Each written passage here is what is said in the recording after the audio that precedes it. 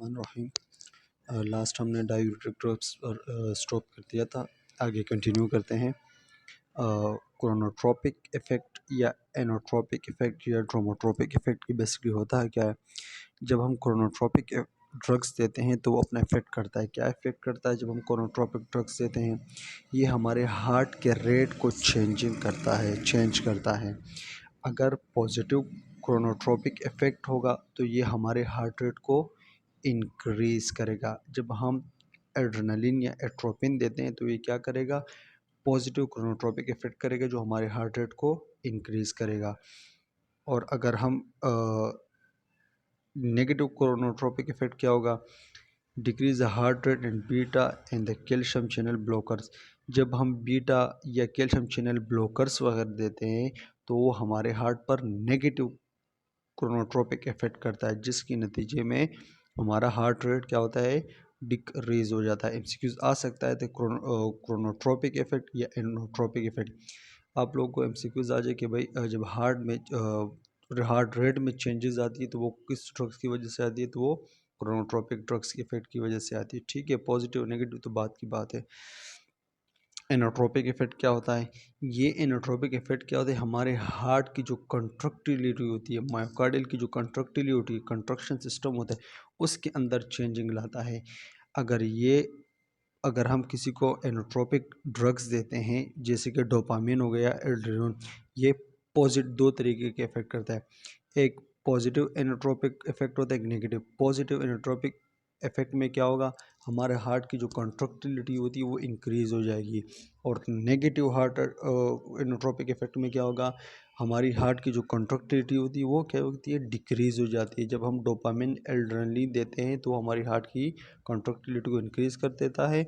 और जब हम ये बीटा या कैल्शियम ब्लॉकर्स देते हैं, चैनल ब्लॉकर्स देते हैं, तो ये हमारी हार्ट की कंट्रक्टिलिटी को कम कर देता है। तो क्रोनोट्रोपिक जो होता है वो हार्ट रेट चेंजिंग में काम करता है और एनोट्रोपिक जो होते हैं कंट्रक्टिलिटी में। ड्रोमोट्रोपिक इफ़ेक्ट की बात करते हैं तो ड्रोमोट्रोपिक इफ़ेक्ट की जो मेडिकेशन है वो क्या करती है? वो हमारी जो conduction velocity of the impulses, जो हमारी इम्पल्स की जो कंडक्शन वेलोसिटी होती है एवी नोड के थ्रू, वो क्या करते हैं? उसको उस पर इफ़ेक्ट करता है। अगर पॉजिटिव ड्रोमोट्रोपिक इफ़ेक्ट होगी, अगर किसी को हम डोपामिन देंगे तो वो पॉजिटिव ड्रोमोट्रोपिक इफ़ेक्ट करेगा। हमारी हार्ट की जो इम्पल्सिस कंडक्शन है वो उसको क्या कर देगा? इंक्रीज़ कर देगा। और नेगेटिव ड्रोमोट्रोपिक इफ़ेक्ट क्या होगा? वो हमारी जो कंडक्शन सिस्टम जो होते हैं, इम्पल्सिस कंडक्शन में होती है, उसको क्या करेगा? डिक्रीज़ कर देगा। जैसे हम डाइगोजिन या चैनल ब्लॉकर्स देते हैं वो कम कर देता है। एनोट्रोपिक ड्रग्स क्या होते हैं? 3 किस्म के एनोट्रोपिक ड्रग्स अप्रूव हुए होते हैं। एनोट्रोपिक ड्रग्स, ठीक है। एक होते हैं cardiac glycosides.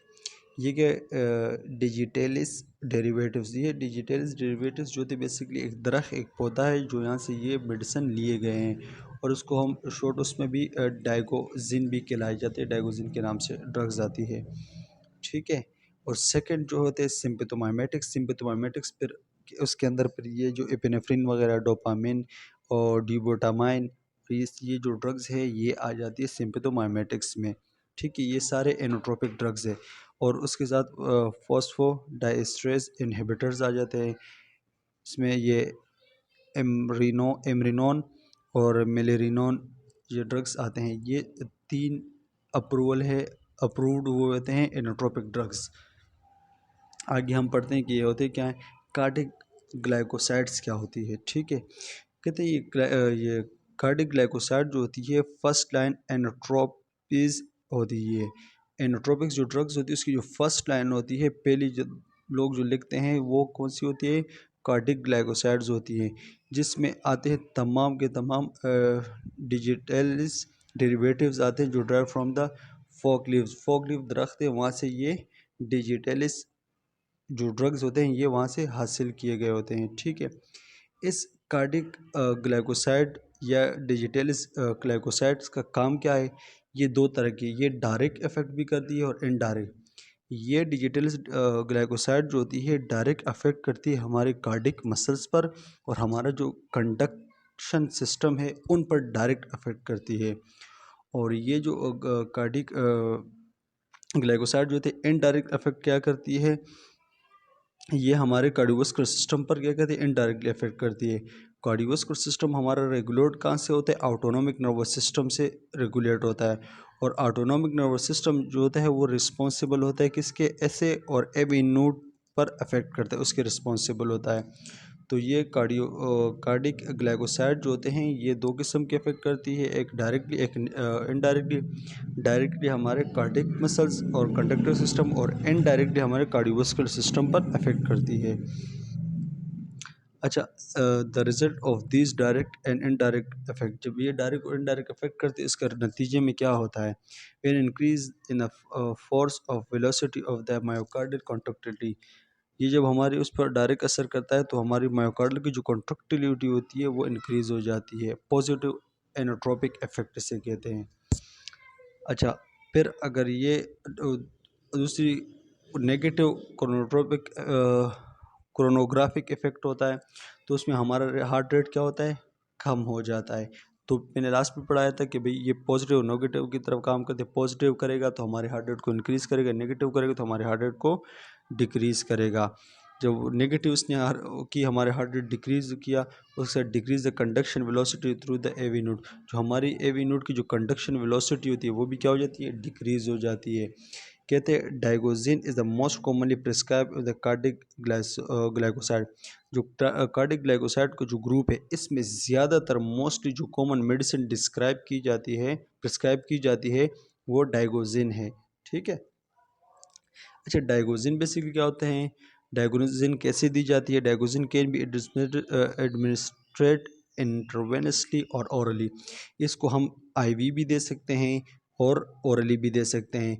Ivy injection should be carried out of 15 minutes to avoid the vasoconstriction responses. कहते हैं ये आईवी भी दे सकते हैं, और दूसरे कहते हैं intramuscular digoxin is absorb the unpredictably cause in local pain and not be recommended. कहते हैं इसको दोनों तरफ से तो हम दे सकते हैं, आईवी और ओरली, मगर आईवी ज़्यादा देते हैं क्योंकि वो अपना काम अपना फंक्शन जल्दी परफॉर्म करती है। ठीक है। और इसको हम आई एम इसलिए नहीं लगाते, मसल में इसलिए नहीं लगाते क्योंकि ये प्रॉपरली एब्जॉर्ब नहीं होती है, और उसकी वजह से जब अगर इसको हम आई एम लगाते तो उसकी वजह से लोकल पेन वगैरह भी होता है, तो इसलिए ज़्यादा डॉक्टर उसको आई एम रिकमेंड नहीं करते हैं, आई वी पे कोशिश करते हैं कि वो जल्दी फंक्शन भी परफॉर्म करें। अच्छा, इसका ऑनसेट ऑफ एक्शन अगर हम इसको ओरली देते हैं, ठीक है, ओरली, तो ओरली ये आधे घंटे से लेकर 2 घंटे तक अपना एक्शन ऑनसेट स्टार्ट कर देगी और काम करती है। और अगर हम आईवी करें तो वो अपना फंक्शन जो है 5 मिनट से लेकर 30 मिनट के अंदर अपना फंक्शन स्टार्ट कर देती है। ठीक है। उसके बाद डायगोसिन लोडिंग डोज क्या होता है, किस डोज में देते हैं, वो डोज के बारे में बताते हैं। कहते हैं loading dose of the digoxin 0.5 mg and then 0.25 mg repeated after the 6-8 hours second dose. ये कह रहे हैं कि भाई ये जो डायगोसिन है ये हम 0.5 mg से लेकर 0.25 mg भी देते हैं, ठीक है, या इस तरह देते हैं। और इस डोज को अगर हम रिपीट करते हैं 6 से 8 घंटे बाद फिर सेकेंड डोज दिया जाता है। और अगर इसको आईवी में देते हैं तो 0.9% जो नॉर्मल सलाइन होता है उसमें हम उसको डाइल्यूट करके दे सकते हैं, डिस्टिल वाटर में डाइल्यूट करके दे सकते हैं। ठीक है। और ये 5% डिस्टिल वाटर जो होता है ये भी एक ड्रिप वगैरह आती है उसमें डाइल्यूट करके दे सकते हैं। Digoxin can be orally but with a slower onset on the action and the peak effect. कहते हैं अगर इसको डाइगोजिन को हम ओरली देते हैं तो ये अपना जो फंक्शन है बहुत स्लो काम कराती है, और अपना जो इसका मोड ऑफ एक्शन है वो आराम से काम करती है, और आईवी ये जल्दी काम करती है। उसकी अभी यहाँ पर बताया कि डाइगोजिन की जो मेंटेनेंस डोज होती है, जब इनिशियली थेरेपी पहली दफ़ा जब इनिशियली थेरेपी डाइगोजिन की दी जाती है तो स्टार्ट 0.125 से लेकर 0.375 mg पर डे के हिसाब से दी जाती है। सिम्पथोमाइमेटिक्स क्या होते हैं, ये भी ड्रग्स होते हैं। बेस सिम्पथोमाइमेटिक्स की बात करें, sympathomimetic drugs have a strong inotropic effect which stimulating. कहते हैं जिस तरह हमारा एनोट्रोपिक ड्रग्स जो होते हैं उसका इफेक्ट है स्ट्रॉन्ग, इसी तरह सेम सिम्पथोमाइमेटिक ड्रग्स का भी इफेक्ट होता है। और ये क्या कहते हैं, ये सिम्पथोमाइमेटिक ड्रग्स जो होते हैं हमारे बीटा 1, बीटा 2, अल्फ़ा 1, और उसके साथ साथ डोपामिनर्जिक रिसेप्टर जो होते हैं हमारे मायोकार्डियम में, ब्लड वेसल्स में और सिंपैथेटिक नर्वस सिस्टम में, इन सब को स्टिमुलेट करती है। कौन करती है? सिम्पैथोमाइमेटिक ड्रग्स करती है। ठीक है। अच्छा, अभी ये सिम्पैथोमाइमेटिक ड्रग्स की जो हमने बात की, अभी इसके बारे में बताइए। सिम्पैथोमाइमेटिक में डोपामिन या एंट्रोपिन जो आती है, और ये इम्प्यूल बता रहे कि 200 mg आता है इसका इम्प्यूल 5 ml में। अच्छा, कहते केमिकल प्रिकॉसर साइन एंड एपिनेफ्रिन, कहते हैं अगर एपिनेफ्रिन का कोई साइन वगैरह हो तब हम इसको ये दे सकते हैं। ठीक है। Stimulate action alpha beta and dopaminergic receptor, ये ड्रग्स क्या करती है? ये डोपामिन की बात हो रही है। ये ड्रग्स क्या करती है? ये हमारे अल्फ़ा बीटा और डोमिनर्जिक रिसेप्टर जो होते हैं उसको स्टिमुलेट करती है, उसको अपने एक्शन को परफॉर्म करने के लिए स्टिमुलेट करती है। और ये क्या कहते हैं? Specific effect are the related to the dose and delivered, कह रहे हैं कि ये जितना आप इसको डोज में देंगे उतना ये अपना एक्शन परफॉर्म करेगा, उतना इसका इफेक्ट होगा। लो डोज में देंगे तो उसका ये इफेक्ट होगा, हाई डोज में देंगे तो उसका ये इफेक्ट होगा। अभी इसी की बात हो रही, इस डोपामिन की बात हो रही है। अगर ये डोपामिन वगैरह अगर हम लो डोज में देते तो रीनल के लिए, गुर्दों के लिए जो देते हैं, रीनल इन्फेक्शन या कोई मसला हो तो उसके लिए हम लो डोज में देंगे। 0.5 से लेकर 2 mcg पर kg मिनट डोपामिनर्जिक इफेक्ट। अब इसका क्या करता है? ये कहते हैं vasodilation of a renal and mesenteric arteries. ये जो डोपामिनर्जिक जो डोपामिन वगैरह जो और सब्सटेंस है, जो ड्रग्स है, ये हमारे क्या कहते हैं? वेसो डायलेशन, हमारे रीनल के जो गुर्दों की वेसल्स होते हैं उसको डायलेट कर देते हैं, और उसके साथ साथ मिसेंट्रिक आर्टरीज जो होती है इनको भी डायलेट कर दे। ये मिसेंट्रिक आर्टरीज क्या होती है? ये एवोर्टा से निकली होती है, और ये हमारे जो इंटेस्टाइन है उसको ऑक्सीजनेटेड ब्लड और उसके साथ साथ जो न्यूट्रेंट की सप्लाई करती है, ये मिसेंट्रिक आर्टरीज। अच्छा, फिर क्या होती है? जब ये डायलेट हो जाती है, ये रीनल की जो वेसल वेसल्स अगर वो डायलेट हो जाते हैं, ये सारे डायलेट होती है, तो उनके नतीजे में क्या होता है? Promote the blood flow, increase जो फ्लो ऑफ ब्लड होता है वो भी क्या होता है? वो भी इंक्रीज होता है। और ग्लूमल फिल्ट्रेशन जो रेट होता है, फिल्ट्रेशन, वो भी क्या हो जाता है? इंक्रीज हो जाता है। And patient who become resistant और डायूरेटिक्स। ठीक है। जब ये दोनों डायलेट होंगे तो फ्लो ऑफ ब्लड क्या होगा? इंक्रीज हो जाएगा, और जो रीनल के अंदर अपना ग्लूमल फिल्ट्रेशन रेट है वो भी इंक्रीज हो जाएगा और अपना नॉर्मल फंक्शन करना स्टार्ट कर देगा। यूरिन आउटपुट में भी increase without significant effect on the blood pressure on the heart rate. कहते हैं जब हम ये डोपामिन को लो डोज में देंगे तो क्या होगा? Urine urine output normal glomerular filtration हो रही है, जिसके नतीजे में यूरिन बनेगा और बाहर आएगा, तो नॉर्मल यूरिन जो होता है वो आउटपुट निकला जा रहा होता है। उस यूरिन आउटपुट की वजह से हमारे ब्लड प्रेशर भी कोई इफेक्ट नहीं होता, ना हमारे हार्ट रेट पर इफेक्ट होता है। इंटरमीडिएट डोज, अगर हम इसको डोपामिन को इंटरमीडिएट डोज, दरमियानी डोज में देते हैं तो वो किस लिए देते हैं? कहते हैं ये 2 to 10 mg पर kg मिनट के हिसाब से देते हैं कि ये beta adrenergic receptor activity increase in the heart. ये क्या करते हैं? हमारे बीटा एड्रेनर्जिक रिसेप्टर जो होते हैं, बीटा 1 के जो सेल्स होते हैं हार्ट और किडनी में, ये बीटा 1 के सेल उसकी एक्टिविटी को क्या कर देता है? इंक्रीज कर देता है, उसको स्टिमुलेट कर देता है। वो क्या कहते हैं? अपनी एक्टिविटी इंक्रीज कर देते हैं। अच्छा, modest increase in the system vascular resistance increase the cardiac output and CVP। अच्छा, जिस जब एक्टिविटी इंक्रीज हो जाती है बीटा एड्रेनर्जिक रिसेप्टर की और हार्ट के अंदर, तो उसके नतीजे में क्या होता है? ये जो हमारा सिस्टम वेस्कुलर रेसिस्टेंस जो होती है वो क्या होती है? थोड़ी सी हल्की सी, जो हमारे सिस्टम वेस्कुलर रेसिस्टेंस होती है वो थोड़ी सी बढ़ जाती है। और कार्डिक आउटपुट, इस एक्टिविटी के नतीजे में कार्डिक आउटपुट भी इंक्रीज हो जाता है, और उसके साथ साथ हमारा जो सेंट्रल वेनस प्रेशर जो होता है, CVH जिसे कहते हैं, ये भी इंक्रीज हो जाता है। वार्निंग की बात करें, correct and hypervolemia period to administration, कहते हैं जब भी हमने ये डोपामिन वगैरह देनी है तो हमने ये पहले देखना है कि पेशेंट हाइपरवोलीमिया में तो नहीं है। ठीक है, तब जाके ये देंगे। डो नॉट इन्फ्यूज प्रेफरली, और extravasation can cause severe tissue necrosis. ये एक्सट्रवेसेशन की वजह से क्या होता है? सीवियर टिश्यू इंजरी नेक्रोसिस भी हो सकता है। अच्छा, monitor the patient carefully for the decrease a circulation in the extremities. हमने मोनिटर करना है ख़ास तौर पर कि भी उसकी जो एक्सट्रीमिटीज़ की जो सर्कुलेशन है वो डिक्रीज़ तो नहीं हो रही है, इन चीज़ों हो सकती है। तो हम लोगों ने जब भी हम ये डोपामिन वगैरह दें तो उसके बाद हमने ये मोनिटर करना होगा। एडवर्स इफेक्ट क्या हो सकता है इसकी वजह से? ट्रकीकार्डिया हार्ट रेट का बढ़ सकता है, सुपर वेंटिकुलर ट्रकीकार्डिया हो सकता है, वेंटिकुलर एरिथमियाज। एरिथमियाज कहते हैं जब हमारा इर्रेगुलर रिदम होता है उसको हम एरिथमियाज कहते हैं, वो भी हो सकता है। पल्मोनरी कंजशन भी हो सकती है, नोजिया, वोमिटिंग, हेडेक, ये सारी चीज़ें हो सकती है, एडवर्स इफेक्ट है डोपामिन की वजह से।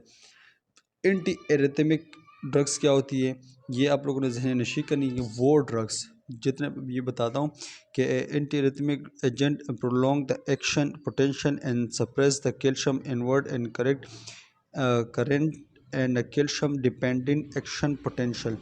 कहते हैं कि भाई सिंपल सी मिसाल ही है, वो ड्रग्स जो हमारा रिदम इर्रेगुलर रिदम हो, उस रिदम को नॉर्मलाइज करने के लिए, नॉर्मल रिदम पे लाने के लिए जितनी भी ड्रग्स दी जाती है उसको हम एंटी रिदमिक ड्रग्स कहलाई जाती है।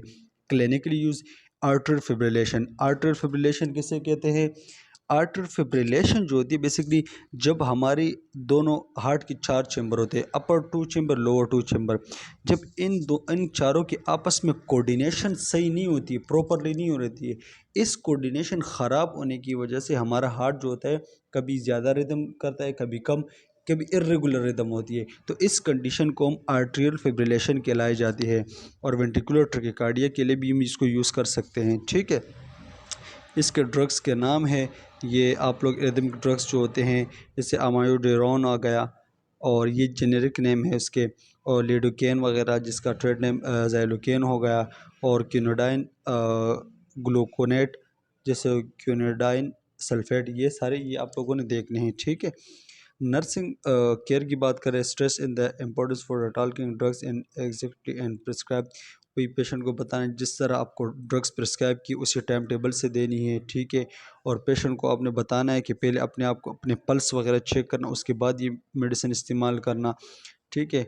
और आप उस पेशेंट को ये भी बताना है कि अगर आपके पल्स इर्रेगुलर हो या 60 से कम हो तो आप लोगों ने फिजिशियन से रब्ता करना है, जो भी आपका डॉक्टर है वो आपको बताएगा, तब आपने इसको वगैरह कहानी है। ये कुछ नर्सिंग केयर है इसकी, ये आप लोग देख लें।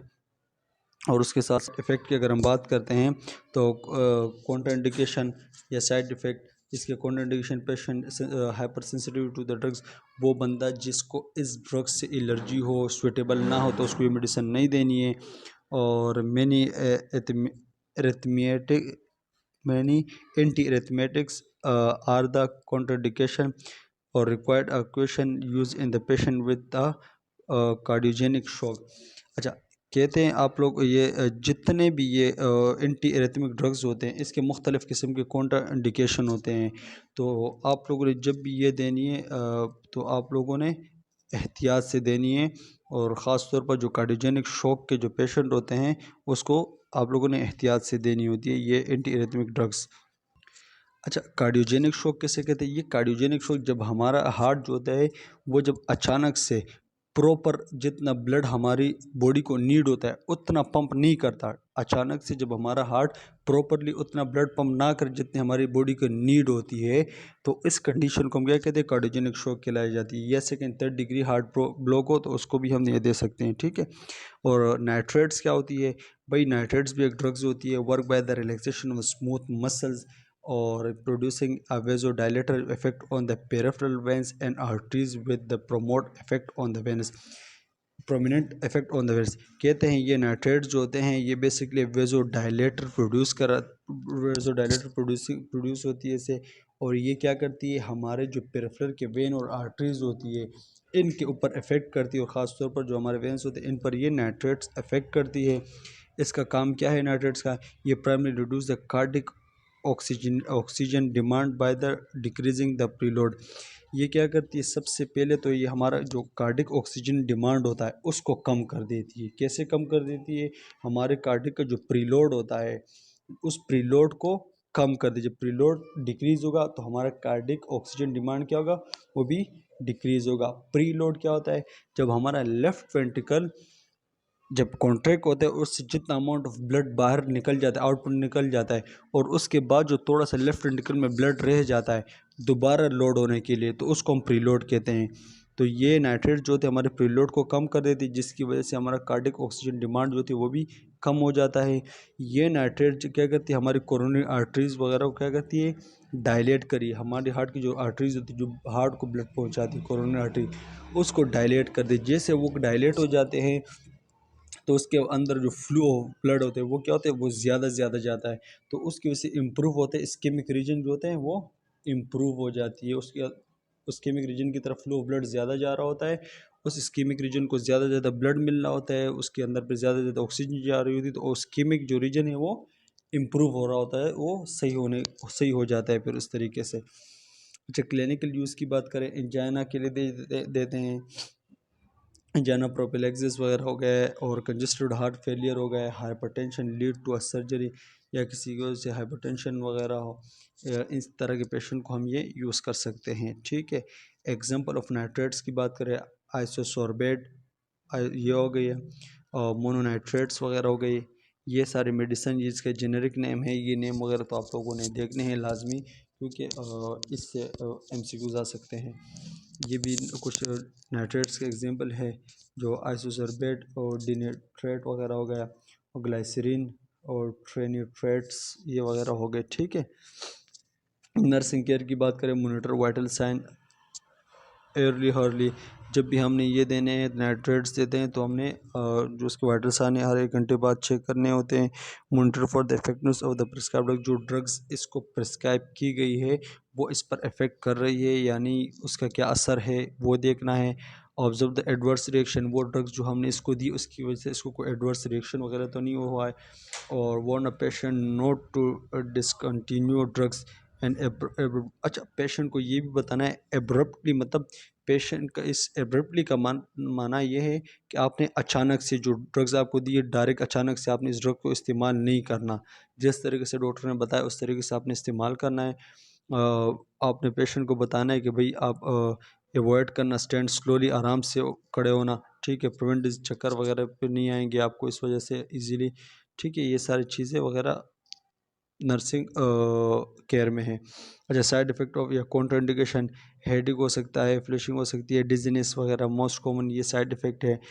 और नाइट्रेट इज़ कॉन्ट्रा, नाइट्रेट के जो कॉन्ट्रा इंडिकेशन होते हैं उसमें हाइपर ट्रॉफिक ऑब्स्ट्रक्शन, कार्डियोमायोपैथी हो सकती है, एओर्टिक स्टेनोसिस या कंस्ट्रक्टिव पेरिकार्डाइटिस, मिट्रल स्टेनोसिस, और या कोलेप्स या क्लोज्ड एंगल ग्लूकोमा, ये सारे हो सकते हैं। ठीक है, वेजोडाइलेटर क्या होते हैं, वेजोडाइलेटर ड्रग्स ये क्या होते हैं, वेजोडाइलेटर जो होते हैं ये drugs relax smooth muscles in the blood vessel, जो हमारे ब्लड वेसल की जो स्मूथ मसल्स होते हैं ये वेजोडाइलेटर क्या करते हैं, उनको रिलैक्स कर देते हैं।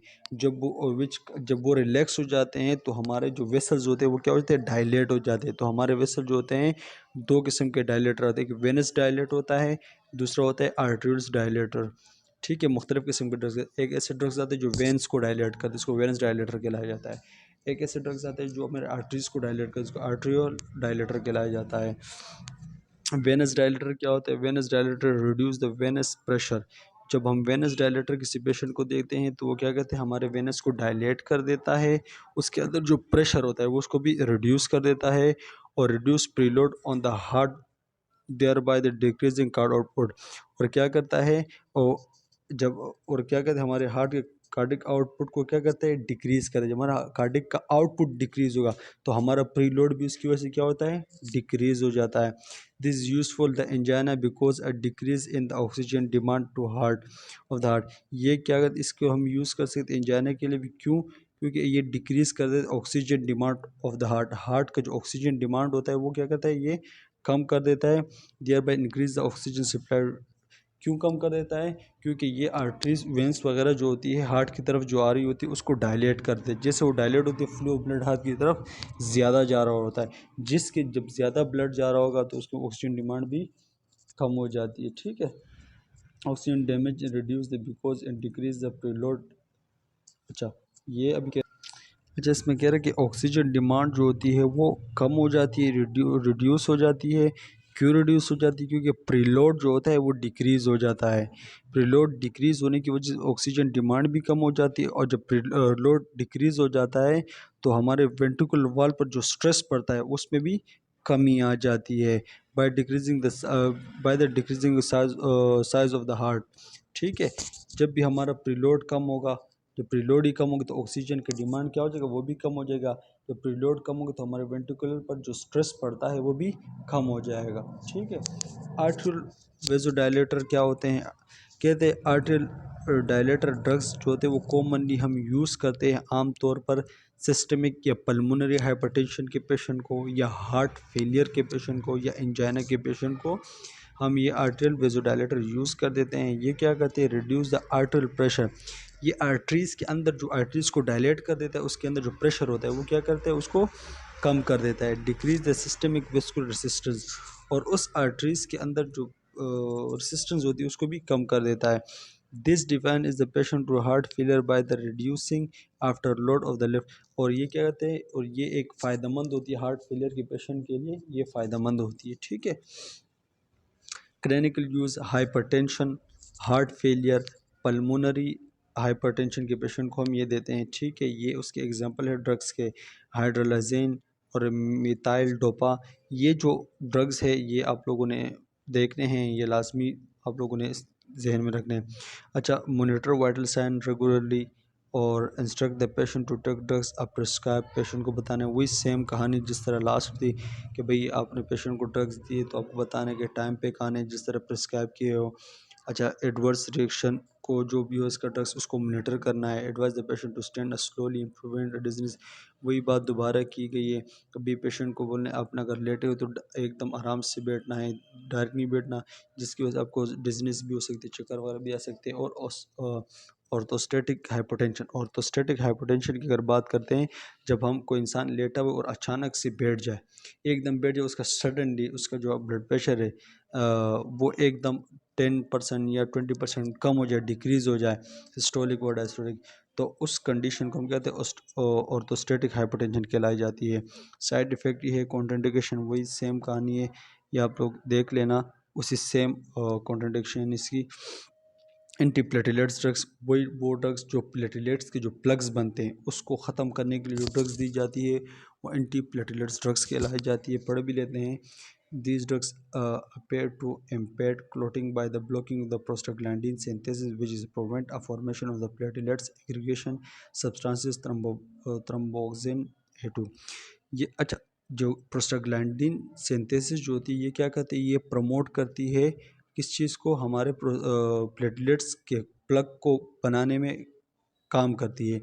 जब भी हम एंटी प्लेटलेट्स ड्रग्स देते हैं तो ये क्या करती है? प्रोस्टाग्लैंडिन की सिंथेसिस को भी ब्लॉक कर देती है। जैसे प्रोस्टाग्लैंडिन की सिंथेसिस ही ब्लॉक हो जाएगी तो उसके नतीजे में क्या होगा? जो हमारे प्लेटलेट्स के एग्रीगेशन जो प्लग्स वगैरह बन रहे होते हैं वो क्या हो जाएंगे? स्टॉप हो जाएंगे, वो फिर नहीं बनेंगे मज़ीद, और जो बने हुए वो ख़त्म होते जाएंगे। एंटीप्लेटलेट्स ड्रग्स जो प्लेटलेट्स के प्लग वगैरह क्लॉटिंग बनी हो तो उसको ख़त्म करने के लिए दिए जाते हैं। अच्छा, इसको हम किस किस पेशेंट को देते हैं? जो हार्ट अटैक एंड स्ट्रोक का पेशेंट हो, कि भाई उसके मज़ीद जो कोरोनरी आर्टरीज है या उसके अंदर कोई क्लॉट वगैरह ना बन जाए, और एक्यूट कोरोनरी सिंड्रोम के पेशेंट को देते हैं। पेरिफेरल आर्टरी डिजीज़ के पेशेंट, आर्टरी फिब्रिलेशन मैंने बता दिया था, आर्टरी फिब्रिलेशन किससे कहते हैं।